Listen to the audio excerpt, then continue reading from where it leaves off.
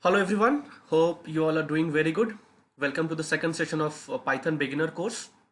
In the first session we understood why to go for Python, what are the applications of Python. We compared Java and Python and we saw how to install Anaconda in your system. So we saw these 4 points in the first session, and agenda for today's session is we have to complete variables, data types, operands, command line arguments, a bit of file operations, loops and if-else statements. Okay, so before I start, guys, I am expecting that you all have Anaconda installed in your machine, because since from today we are going to practice some code in our session. So what I'll do is, once I complete the session, if you are interested, you can just drop me an email and you can request for the code that we discuss in the class, and I'll share you the Google Drive link. From there you can download the Jupyter Notebook file, and once you've downloaded the Jupyter Notebook file, you can go and import that file into your Jupyter Notebook on your machine, and you can easily practice the code that we did in the class. That's why I'm expecting that you all have Anaconda installed in your machine. Okay, so a quick review what we did in the first session. We just understood why Python is important, and what are the important features of Python by these 9 points, and then we compared Java versus Python. We also saw what is interpreted and what is a compiled language.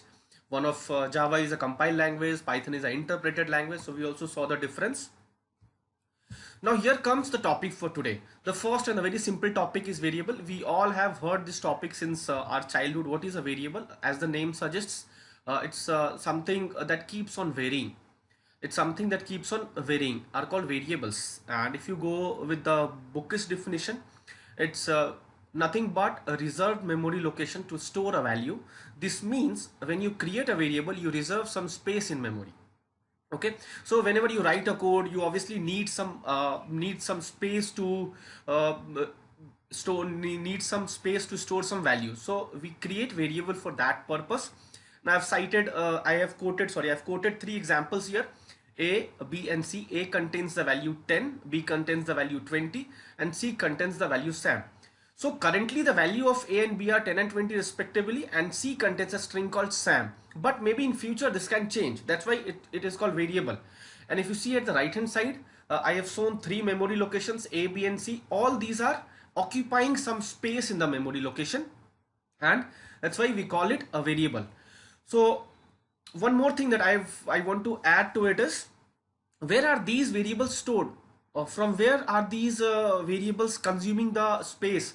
So in our system we have a RAM, and there are different classifications of RAM. So two of them are stack memory and heap memory. So I'll not go in that details, and maybe I can give you some some more differences between stack and heap memory here.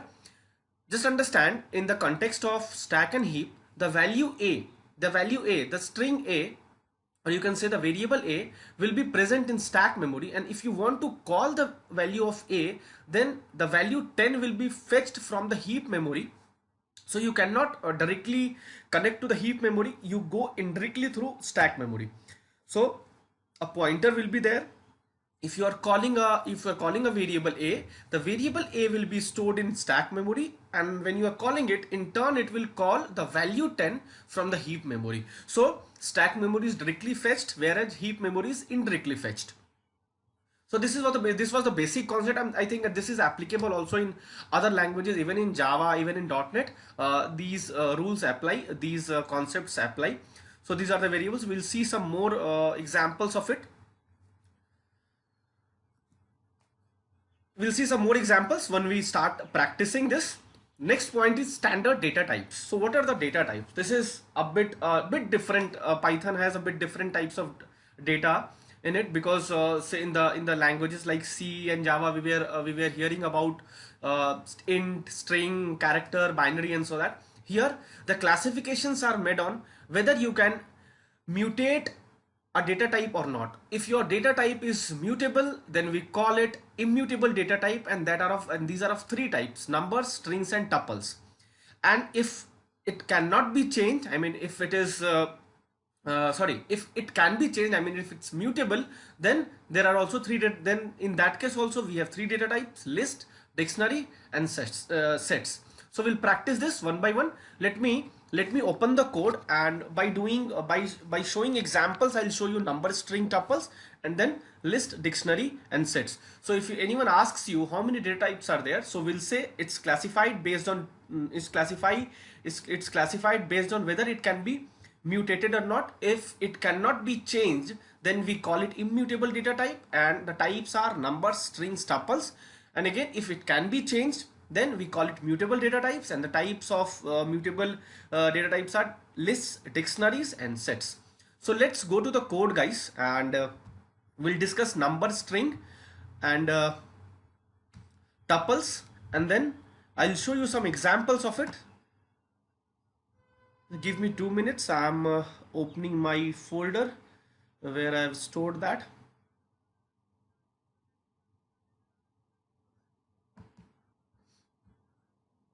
Training folder,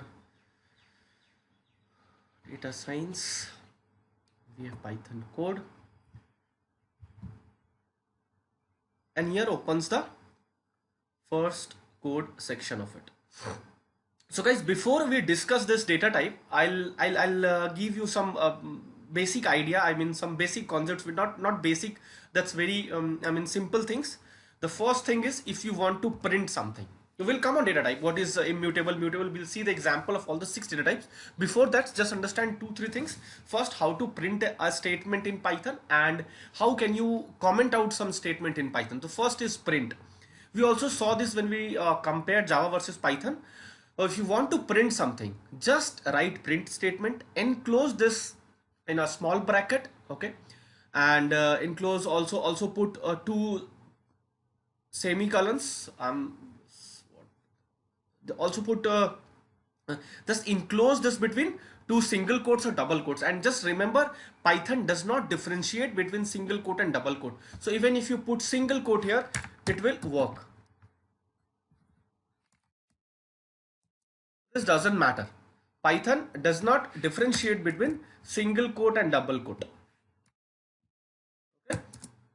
Fine. Again, you can see print, this is the first line, this is the second line, likewise. So it will print each and everything. Now if you want to comment out, a single line, just put a hash in starting, as we do in Unix, and in other languages also we use hash for commenting out a single line. But if you want to comment a section of code, then what you have to do is you have to put triple quotes. How you can put it? Just let me show you. Let's say if you want to comment out this portion of code, what you have to do is just like this, press a enter, put your code in between, and your code is commented. Okay, so this is how we can comment out, this is how we can print some code. Now guys, one more thing I explained you when we were discussing the why Python thing, and Python is easy to learn. So I told you this works like a calculator, and you can see an example here, print, and I've did some calculus. I've done some calculation inside this bracket, and say Python is doing that. You can easily see 4 into 5 plus 5 upon 7, it is doing print. 3 into 4, it is printing it. So usually when you do some mathematical operations, Python works like a calculator. You don't need to write anything. You don't need to create objects, classes, nothing else to do. Just go and write the expression, and you'll get the output in your status bar. So here you can see first.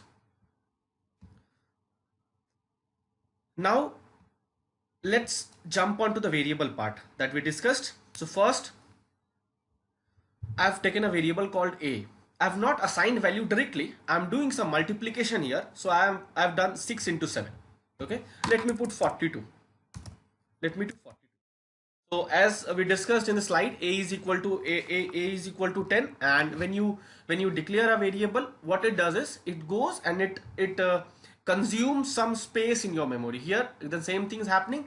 We are declaring a variable called a, we are assigning a value 42. So what would have happened, somewhere in the RAM, somewhere in your memory of machine, a space will be allocated to this variable called a. I'll execute this. I'm trying to print a, so you can see this is 42. So this is the first data type, numbers, and here can be float also. The same, it will go the same way. If you want to store, let's say b is equal to 5.7, and I want to print both. Happen, I'll have to execute this again, and I want to print both. So it will be printing 42 and 5.7. So guys, one more thing I have not explained.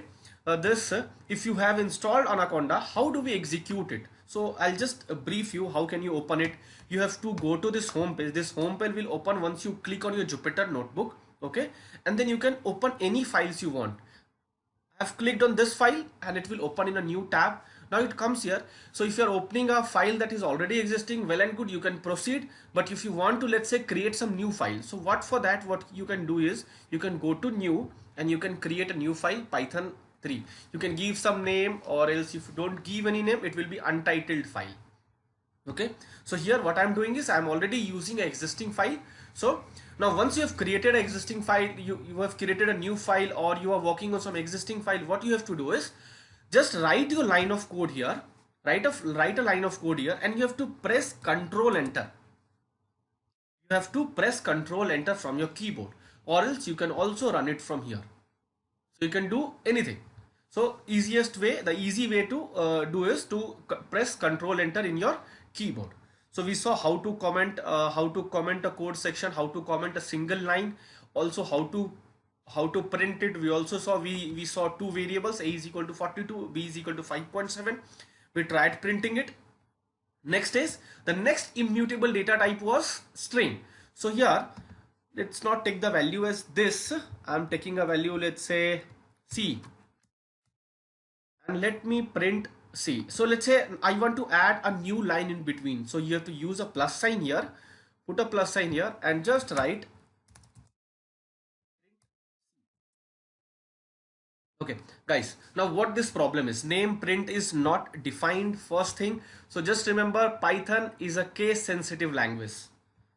So let me make it p small and run it now. Again, now what is the difference? Here I have used a capital C and here I am using a small c. So let's make it C, and now let me run it. Again, C is not defined because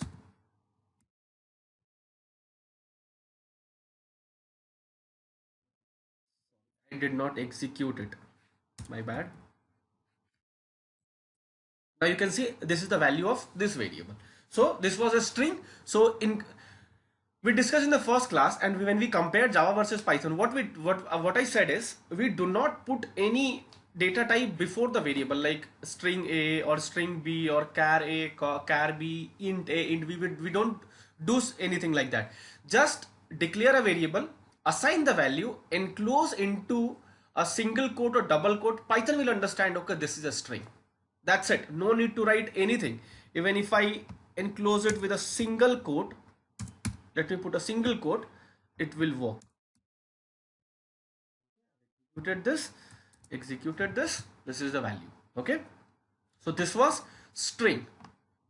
So we saw numbers, we saw string. So guys, I'm not spending much time here because these are very basic concepts, and we all are almost aware of this, but not in the context of Python. So I'm giving a basic idea, and see when we'll be discussing more like sequences and object oriented concepts and NumPy pandas, these things will be repeated. So I'm just giving you a basic idea what a variable is, what are the types of it. So I'm not spending much of time here, so because these things are going to repeat in the next session. Okay, so print C here I have done. Now again I have declared two more variables, number 1, number 2. I'm trying to print number 1. Okay, now I want to print the value like number 1 is equal to 10. I want to see like this. Here what we did, I just printed print A, B, 42, 5.7, but here what I want to print is number 1 is equal to 10. So what you have to do is, so number 1, for this you have to enclose this into your string, and then you have to put equal to number 1, like that. Let me show you. Control Enter, number 1 is equal to 10. Fine. So this is how you can print things. Now what is help? This is a very important function here in Python. Just write help, it will turn into green color if you're not making any mistake, and pass the pass any value on which you want some help. Let's say you want to some help on print, or you want some help on type, or you want some help on anything else. So just put that in the bracket and press Control Enter. It will give you the details of, see, help on built-in function. So print is a built-in function, it is giving you the details. So print, value, separation. Now let's see, you want to give some separation here, you want to give some space here, so you'll get an idea here. Separation is equal to a quote here. Now if you want to print something in the next line, then here like this. So if you face some problem going forward, if you face some problem in any of the functions, just go and write help and pass that function into that help function. It will give you the details of that particular built-in function. Okay, well let's say I'm writing type here, give you the details, lot many details. Okay, keep it print. Okay, so this was help function. Again I'm declaring a variable that contains string type value. Let me run it. Now what I'm trying to check here is, I'm trying to check whether it's which type of data type is it. We have not written string, we have not written int. So I've declared a earlier, where a was equal to 10, and here I am declaring b, which contains a string, that is, this is some string. So if you write type and pass the variable here, it will return which type of function is it, which type of data type is it. Is it int, is it string, what type is it? So type b is equal to str, like this. So type function, print function, we saw two functions here. Type, print will print things, type will give you the type of data type of the variable. This again, we also saw this. Let's say I want to print that a value of a is 42 and the data type is int. So how we'll write? Currently a value is like this, is equal to a, and is data type a. So why I'm doing this is, see, because this currently the value is going to be fixed. That's why I've enclosed this into a single bracket, and then I've put a here. So a, the value might change, so I have passed the value, I have not passed the string here. So a is 42, and same goes for this. Now in case I change some value, let's say in case I make some changes into and I make it 2.5, let's say I make it float. So what will happen? So it will give you 2.5 and the class will be float. Okay, c is equal to none. Now what is none? When there is nothing, when there is no value present in a variable, then Python identifies it as none. So I have assigned a value called none. None is a keyword in Python. It's a keyword in Python, and if you want to try to print C, it will not give anything because it does not contain anything. That's what none means. And when you will try to print it, it will give you none because it does not contain anything. Now let's see the type of it. The type of it is again none type. So there is third type. We saw int type, we saw str type, and now this is none type. Now this is just the repetition, guys. We have already seen all this. A is equal to 10, print a, id of a. Now id function. Okay, let me execute it. Now what is id function? id function, I mean, we don't need this id function, just for understanding purpose. When you start working in a project, you will not need this id function very exactly, because it gives you the exact memory location where your a got stored, exact memory location where your b got stored. So we are not actually bothered about where actually is getting stored. So just to understand, id function will give you the memory location where it is getting stored. So let me run it. I have executed it. A is equal to 10, id of a, so value of a is 104, b is this, like this. Here why I'm showing this is, value of a is equal to 10. I mean, value of a and value of b both are 10. So how will Python allocate memory to this? Okay, so this a and b will be stored in stack memory. Okay, we already discussed a and b will be stored in stack memory, but the values of a and b are same.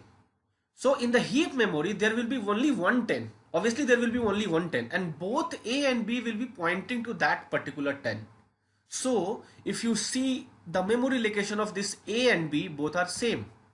Why? Because in the heap memory, there is one value 10, and from the stack memory, this A and B are pointing to the same location. That's why when you pass A into ID function and you pass B into ID function, you get the same value because both A and B are pointing to the same function.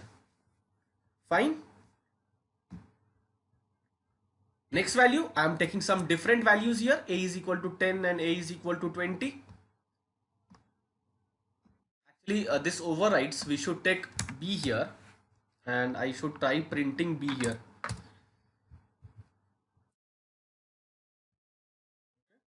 Let me execute it.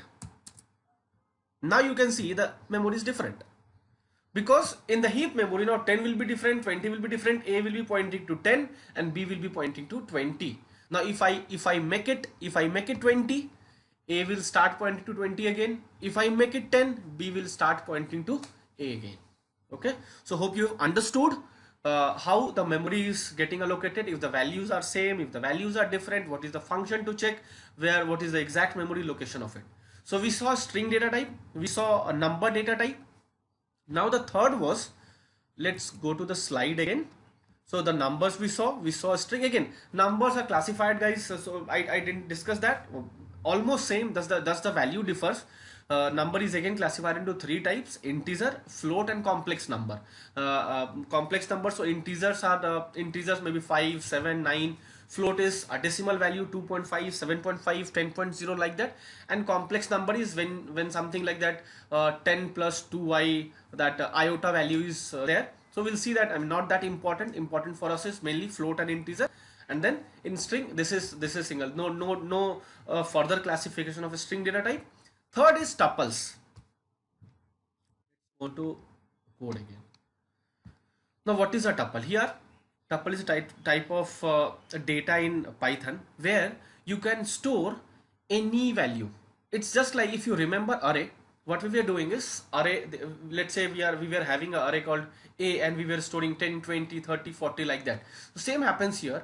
We are declaring a data type, we are declaring a variable called tuple. Okay, and tuple can consist of any value. It can consist of integer, it can consist of float, it can consist of hello world, and also it can consist of mutable data types. It can also consist list, dictionaries and sets. We'll see this later. As of now, I have just put integer value, float value and string value in the tuple. Okay, so now I have declared a variable called tuple where it contains two integer values, one float values and one string value. Now if I want to print tuple 34, 12, 1.3 hello world. Okay, so tuple is always enclosed in a single bracket, in a small bracket, I'm sorry. A tuple is always enclosed in a small bracket and it can contain any value, integer, float, a string. Okay, now if you want to fetch, now what is this tuple 0? Again, another concept comes, indexing. We'll see this in details when we'll see sequences in the next module, but here indexing is the concept here. Python starts counting from 0. You have to remember this. Python starts counting from 0. Now if you see this tuple 1 here, tuple 1 has 4 values: 34, 12, 1.3 and hello world. 4 values: 34, 12, 1.3 and hello world. Now if you want to fetch 12 out of it, what is the location, what is the position of that 12? So Python will consider that 12 at the first position because Python starts from 0. 34 it as the 0th position, 12 is at the first position, 1.3 is at the second position and hello world string is at the third position. That's why when I'm writing tuple 1 and in square bracket I'm passing 0, that is the argument. I mean the location of this, then it will give you 34. If I write 4 here, it will give error, out of index, because 0, 1, 2, 3, no value is at the fourth location. That's why it's giving error. So it will only take till 3. If I write 3, it will give you hello world. Okay, so you have, that's a very important concept, guys.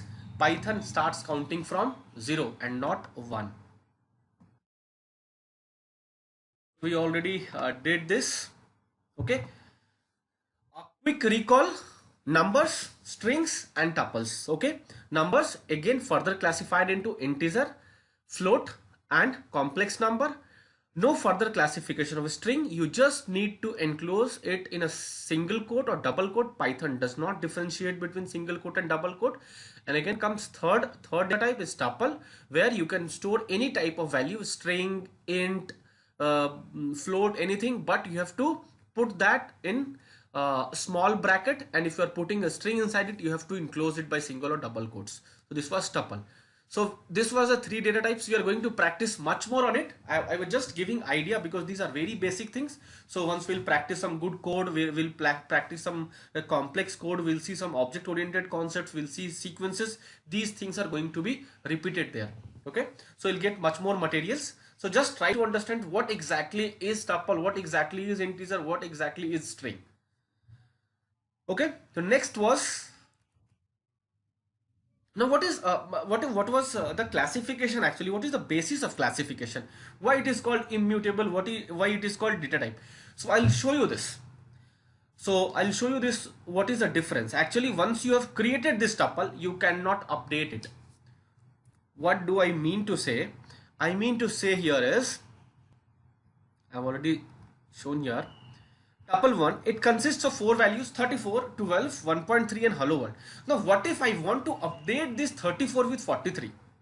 You cannot do this because it's immutable, and that is the main, that is the basis of classification here. So you cannot update the value 34 to 43 because tuple is an immutable data type. But the same value, if we had have stored in some list or a dictionary, or you could have easily updated that. We'll see this later. Now let's see. I'm trying to assign a value 43 to 0th position, that is in place of 34. Let me execute it. It will give you error. Tuple object does not support item assignment because it's a immutable data type. So you hope you've understood what is immutable and what is mutable.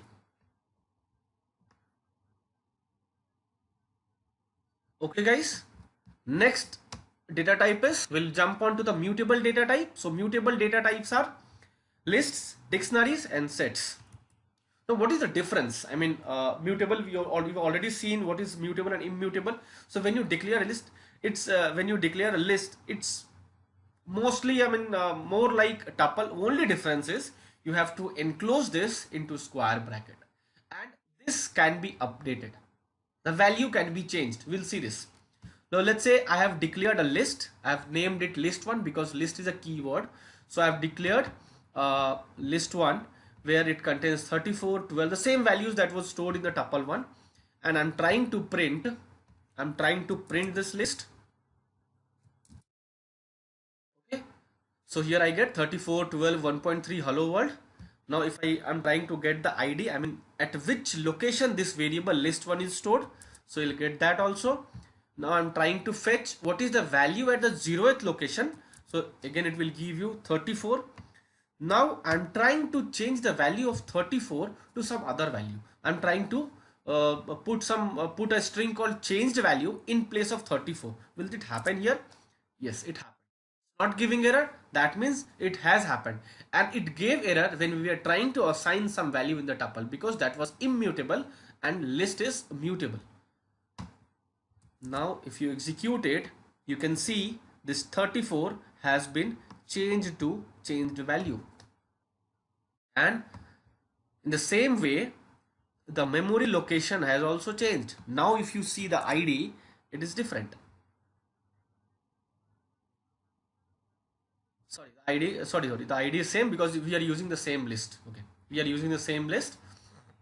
The ID will remain the same.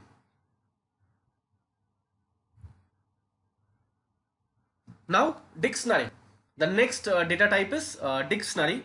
So how do we define it? Dictionary value, key value pair, where key can be thought as index name for the value. Okay, THOUG.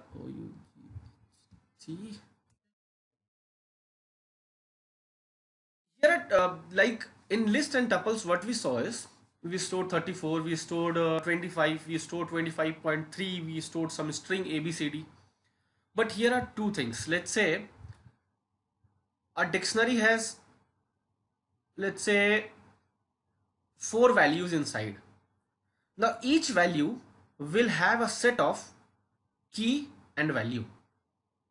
Each value, let's say a dictionary is there and there are 4 values inside the dictionary, and each of the 4 values will have two things. One will be key and another will be the value. So here in this way, this is what I was talking about. Let's say we have 3 values for 1, 2 and 3. So every value will have two things. First is key and second is the value. So here 1 is the key, then we put the colon and then we put the value. If it's a string, you have to enclose this into single bracket or single quotes or double quotes. If it's not, just put the value. And value as well as the key, both can be anything else. There is not any restriction on what data type you have to use as key or what data type you have to use as value, nothing. You can see here I've used all the types. In the first value, the key is 1 integer and the value is a string. In the second value, I have used index as a string and the value as integer. Here I have again used string as the key and float value as the value. Okay, so this is how dictionary is declared, and it must be enclosed. In curly braces. Now if you want to fetch the value, how will you fetch it? If you put 1 here, so it will give the value first value. Now what if you put 0 here? Name dex sorry. Yeah. Here the indexing that we saw in tuples and list will not work here. What we saw, let's say we declared a list just before we declared a list. What happened? If we were passing 0, we were writing list 1 is equal to 0, then it was giving 34. But what if you write this dict 1 is equal to this dict 1 and then in the square bracket 0, it will give, because there is no such key in it. Dictionary retrieves the value based on keys, and we have not declared any key value with 0. Now let me put a 0 here.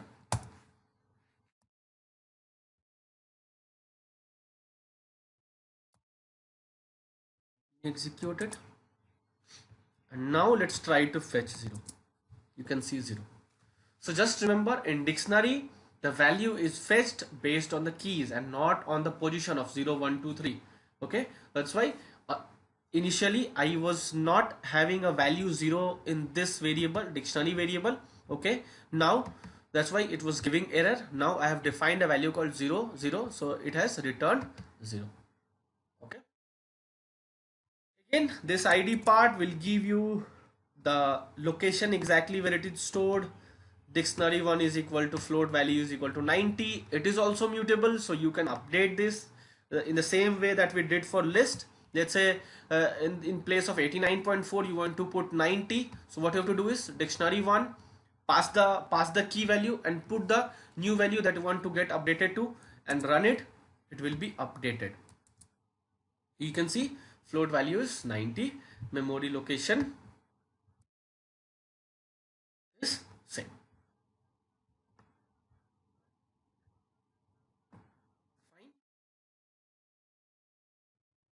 The last one is sets in mutable data type. So we saw numbers, strings, tuples in immutable, and in mutable we saw lists, dictionaries and sets. So sets, again a set of values enclosed in curly braces, but whatever value you pass into the set, but it will return you only the unique values. Whatever values, 10 values, 15 values, 20 values, whatever you pass into set, it will return you the unique values. You can see here I have declared a set called set1. I have passed 5 values, 2 times 1, 2 times 3 and 1 times 2. I have executed it. But what if I am trying to print this set1? It will give you 1, 2, 3. It will only give you the unique values. It will only give you the unique values. Okay. So guys, this was the basic idea of the data types. Again, let me recall it.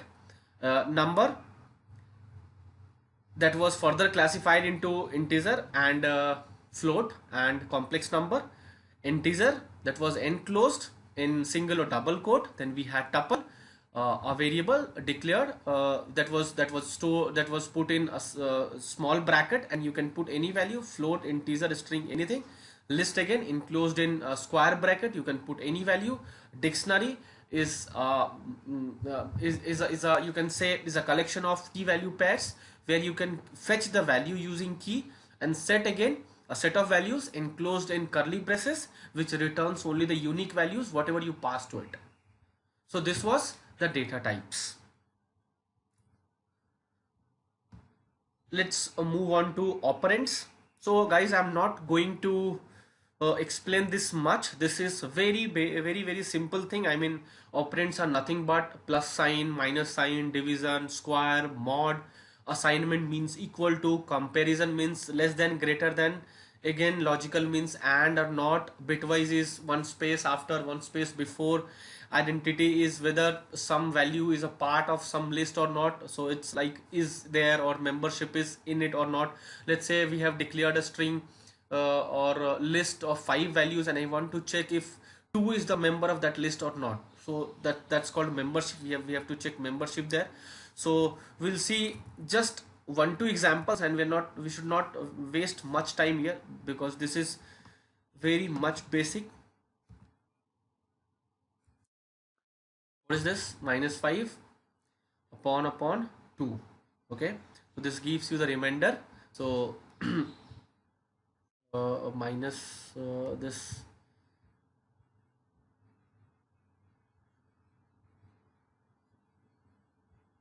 sorry, modulus, this is modulus, will give you the remainder. And a is equal to 10. If you want to add 20 to it, you have to write a is equal to a plus 20. So this is arithmetic operator, this is assignment operator. Okay, and the same way again you can do it. This is boolean, a is equal to true or false. This is boolean type of a. If you check, it will give you again boolean type, b is equal to true. But again, if you enclose true into a single or double quote, it will be of string type. Okay, so these are the operands, guys. You can go and practice it. Not much to discuss here. Not equal to, again assignment operator, not equal to 20 since the value of a is equal to 10. This is not equal to 20, it will give you true like this. Okay,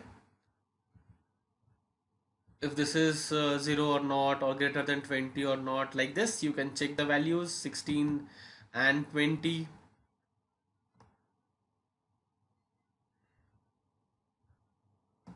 (49) divided upon 2, the quotient is 24.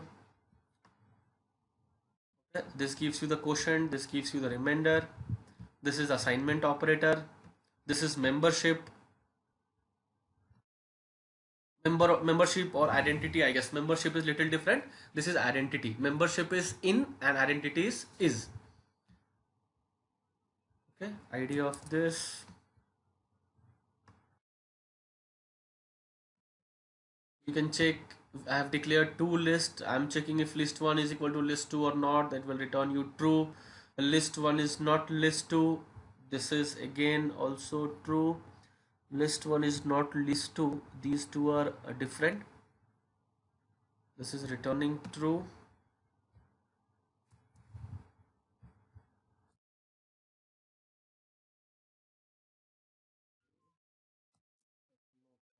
Find it.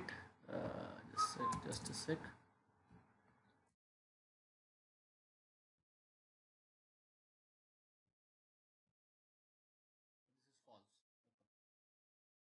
Memory locations of these two are different. This is not pointing to the same location.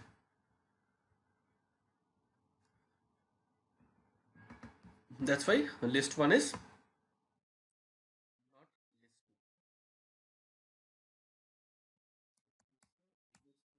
equal to list 2. It will give you false.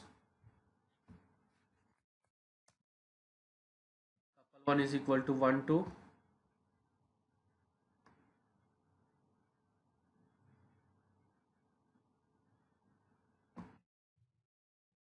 guys. So I think this is pretty much in operands, guys. It just you have to understand is arithmetic. Again, I'll repeat it quickly. Arithmetic plus minus division. Assignment is equal to. Comparison is again less than, greater than. Logical is and or. Bitwise is again and the value that you see and or pipe is there is called or. Identity is if list equal to list 2 or not. Membership is some value is present in a list or not, like this. So operands are very simple, so we already know this. Okay, so the next topic, let's move on to the next topic, and the next topic is if else statement.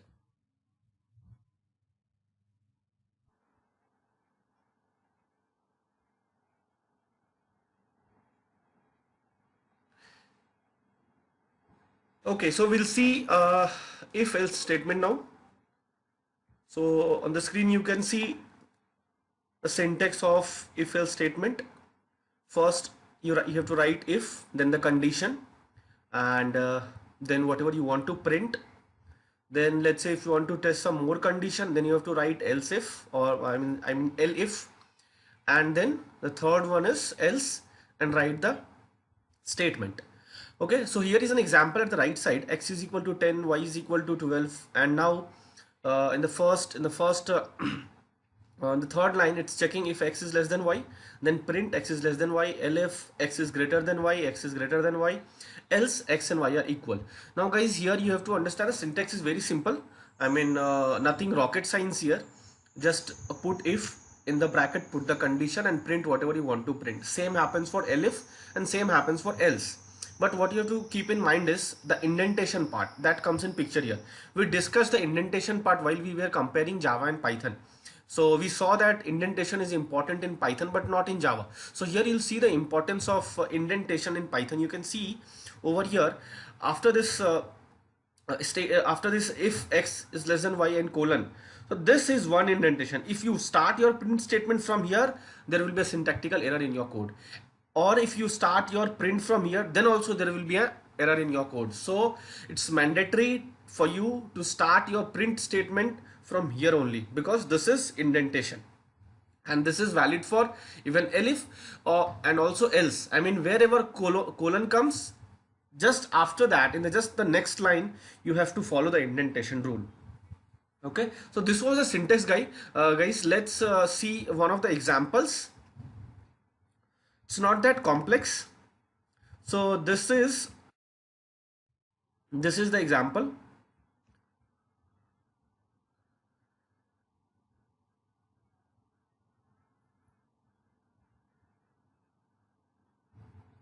Quotient is equal to number upon 5. If quotient is less than 10, value is, let me actually run this.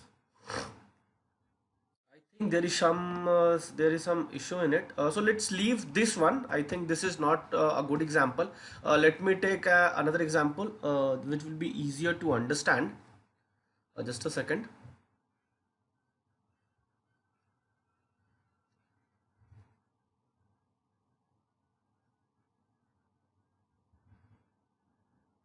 Okay, so I'll search for a if code here. Just a minute.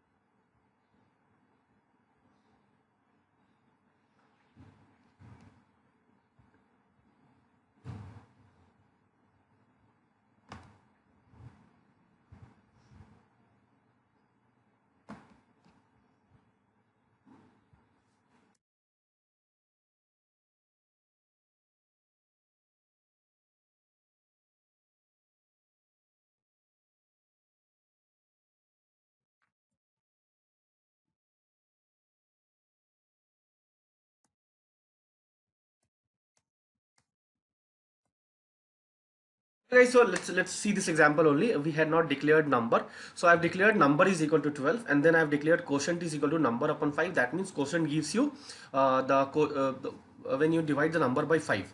So let's see the statement. First statement is if quotient is greater than here. What would be the quotient here? Quotient is 12 upon 5 is 2. So 2 is not greater than 10. So uh, the cursor, or you can say the cursor, will not come inside the if statement. Now it will move on to other.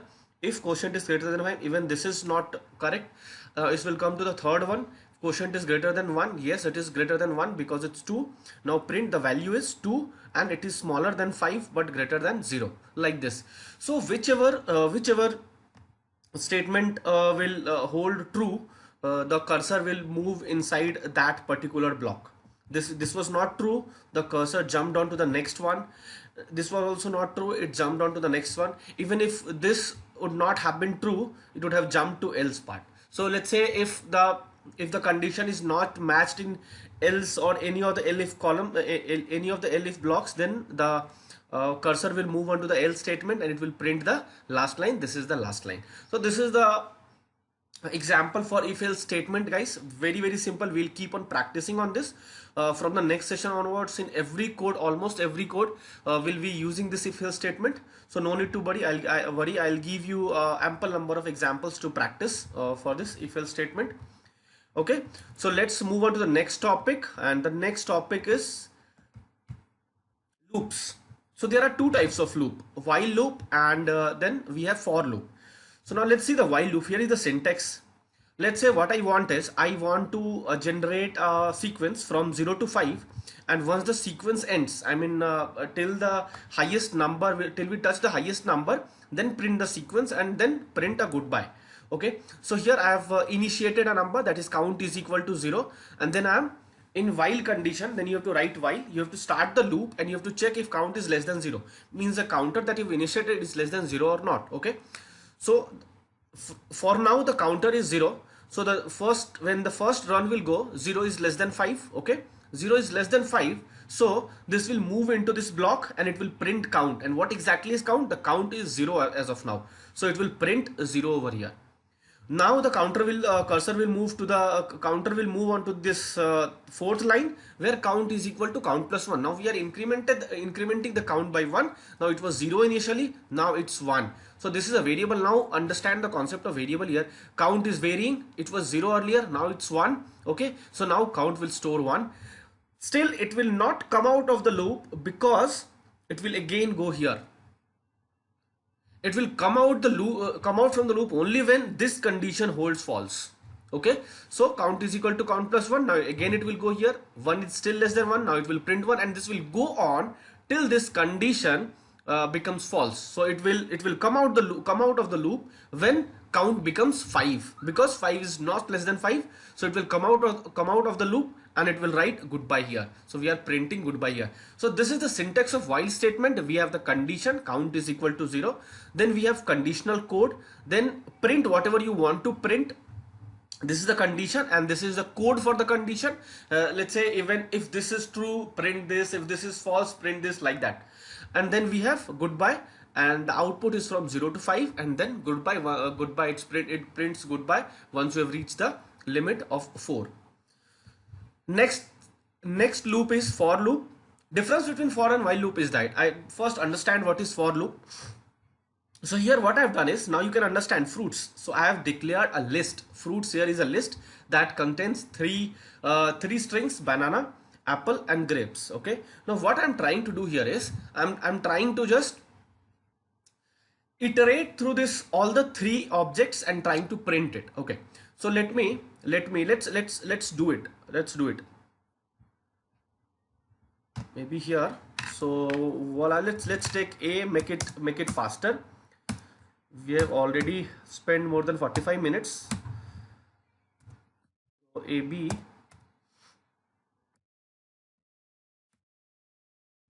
and then we have for I in A,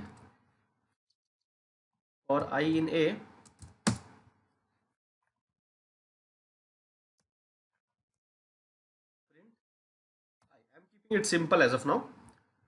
Okay, I'm keeping it simple for I in this index fruit. So we'll see this. Okay, here we have to put colon, run it, ABC. Okay, so what happened here, guys? I just declared a list here, A, that contains A, B, C, and what I'm doing is for I in A, I you can take anything. I mean, I is an index. So for I in A, I will start from 0. So I is equal to 0, then it will move, okay.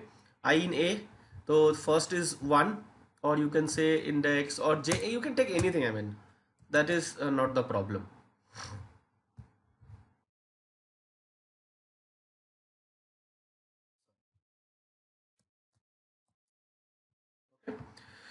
So it will iterate through all the three objects. It will print it here, and this is how for loop is. For loop is very simple to write. Just one statement for j in A.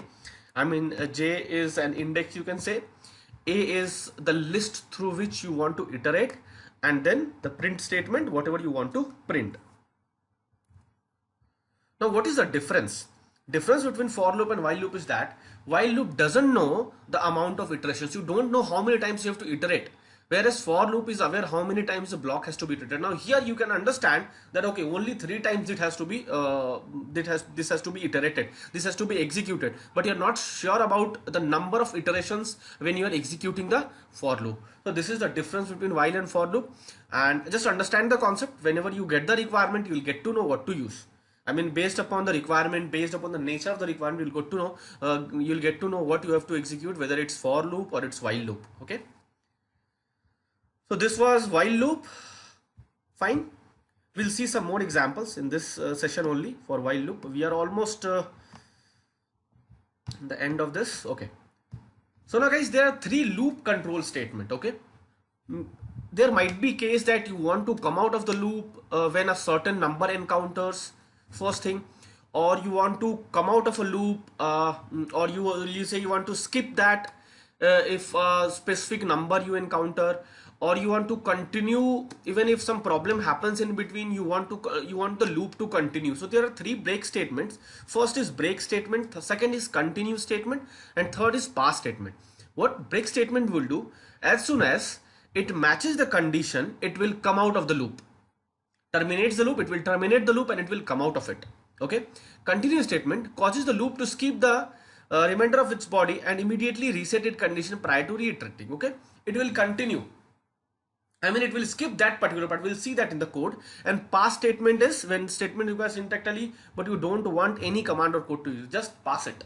I don't need to do anything. I mean, when you play games, you pass it. You're not willing to do anything. So same happens here. So you'll understand better this in code. So let's see the first one. For I in range 10 to 50. Guys, you have to understand range. What a range is actually. A range is nothing but it generates a number. So if I take the range here, print range 1 to 50. Sorry.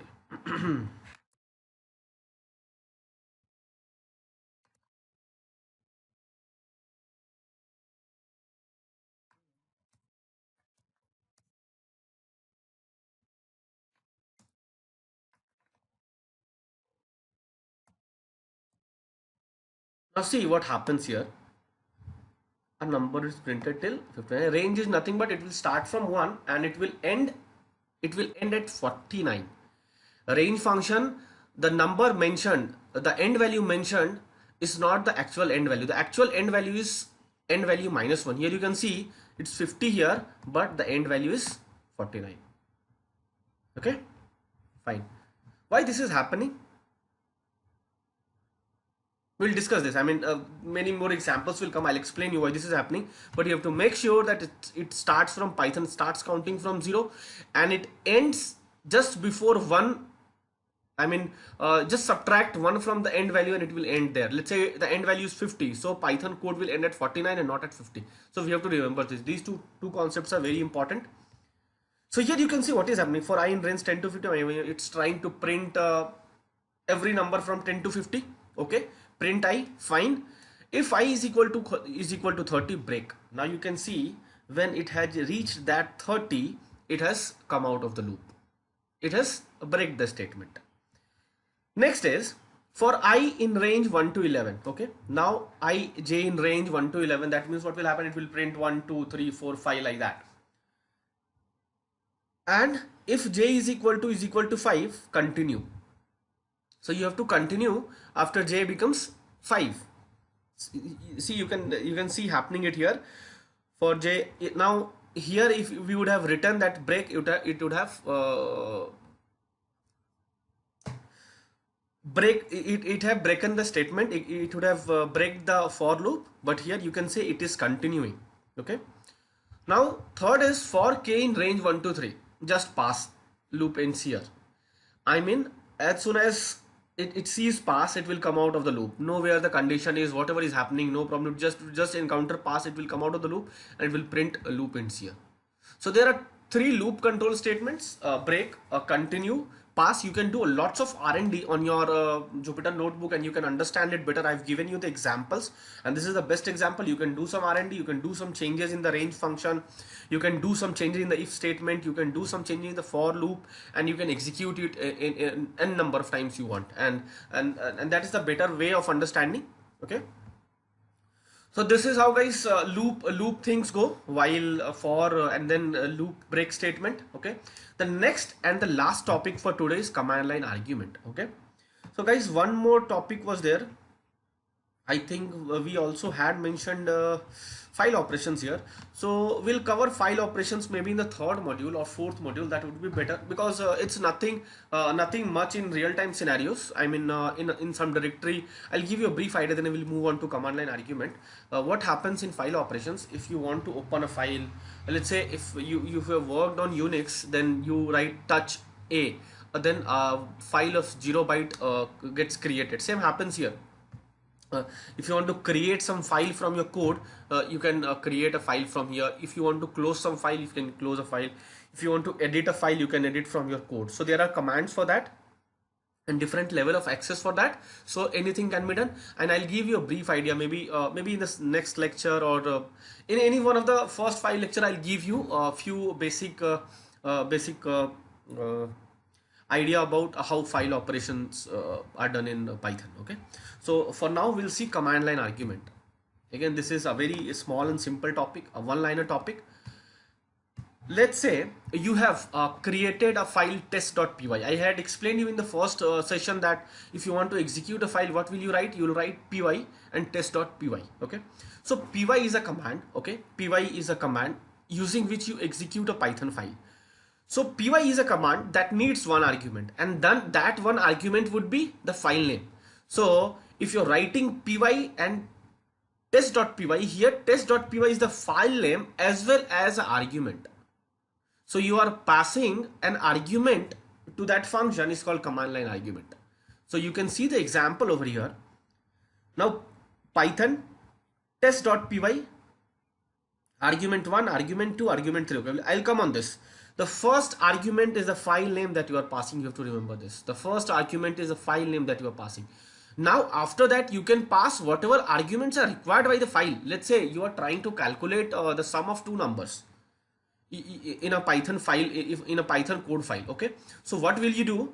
You will first write py and then test.py, and then you will pass two numbers so that that Python code that you have written will calculate the sum and will give the output. So that Python file requires two arguments and one file name is itself the argument. So command line argument here would be 3.